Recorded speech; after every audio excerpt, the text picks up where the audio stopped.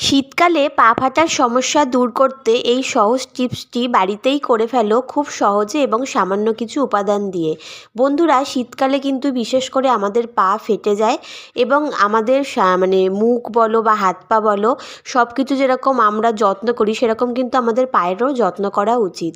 তো দেখো, আমাদের পা এরকম অপরিষ্কার এরকম ফেটে গেলে কিন্তু এটা আমরা বাড়িতেই খুব সুন্দর করে পা পরিষ্কার করে নিতে পারবো, যার ফলে আমাদের পা ফাটার হাত থেকে অনেকটাই আমরা রক্ষা পাবো। তো এর জন্য দেখো কি করব, আমরা কোনো বালতি বা ছড়ানো কোনো গামলার মধ্যে একটুখানি গরম জল নিয়ে নেবো, যাতে পাটা আমরা ডুবিয়ে রাখতে পারি। তো এর মধ্যে আমি এখন ঠান্ডা জল নিয়ে নিচ্ছি।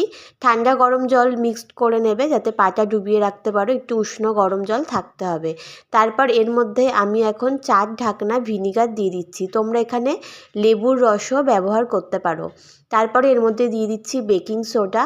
বেকিং সোডা এখানে হাফ চামচ মতন দিলেই হয়ে যাবে। তো বেকিং সোডা কিন্তু আমাদের পায়ের যে জমা নোংরাগুলো আছে সেগুলো কিন্তু খুব